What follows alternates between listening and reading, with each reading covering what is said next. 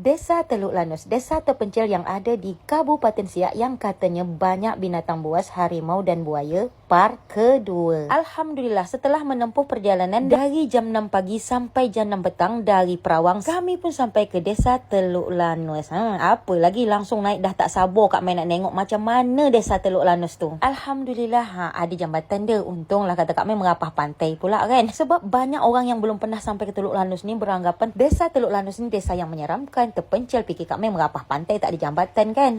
Tapi Alhamdulillah jambatan ada dan luar biasa dia, orang dia ramah semua. Mika bayangkan Kak Mai baru pertama datang kat sini, dia punya ramah dia, ya Allah. Rasa dia Kak Mai balik kampung sendiri. Tak ada yang nama dia sok jahil, muka-muka mentol nampak kita kan. Ada kadang orang tu, siapa betul ni kau ni? Tapi kat sini kata dia suka kita, ya suka. Tak adalah sok-sok jahil gitu. Walaupun Kak Mai datang kat sini tak ada yang Kak Mai kenal. Kenal tu kawan Kak Mai yang jemput Kak Mai tu aja ni, yang lain tu Kak Mai tak kenal. Tapi rasa dia dah akrab. Ini baru dekat ujung jambat ni, belum naik ke kampung dia. Makin bertambah penasaran Kak Mai macam mana sebetulnya penduduk Teluk Lanus ni. Budak gadis perenggi kat sini pun lawa-lawa, manis-manis. Jumpa kakak ni bukan main ramah, kakak ni lebih ramah. Mai masukkan aku dalam konten ni kau. Apa lagi masuk.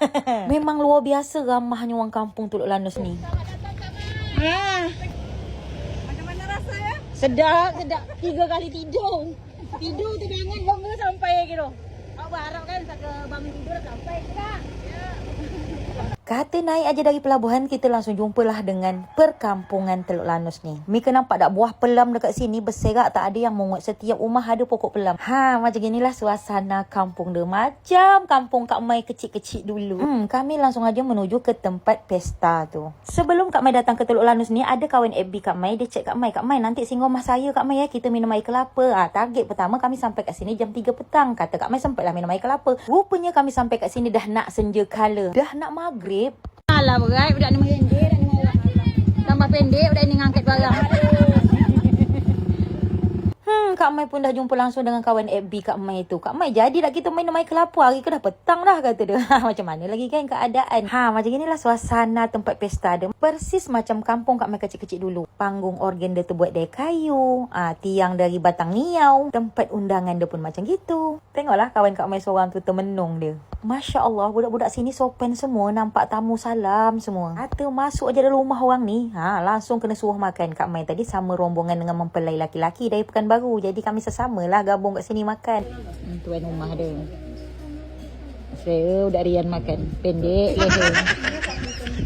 Siap makan, istirahat kejap, tengoklah ke depan. Rupanya tukang andam dia Bang Suli. Kenal lah Kak Mai budak Tanjung Gadai ni, dah berapa kali kami jumpa kat Selat Panjang dah. Hari pun dah mulai gelap, Kak Mai pun lanjutlah pergi mandi dulu. Dah siap mandi, ganti baju, Kak Mai tengoklah kawan Kak Mai ni bekerja. Inilah kerja dia. Inilah fotografer kami dari Intan Payung Studio. Kalau orang Siak, Perawang, Dayun, Gasip, dah tak asing dengan abang ni dah. Fotografer terbaik di Perawang ni wak. Lanjut Kak Mai turun ke tanah nak tengok suasana di Bansal masak. Kerana di sini orang dia ramah, rasa dia macam balik kampung sendiri. Jadi tak berapa segan lah Kak Mai nak ngacah orang ni berbual. Suara tu belum pol kan? Luar biasa.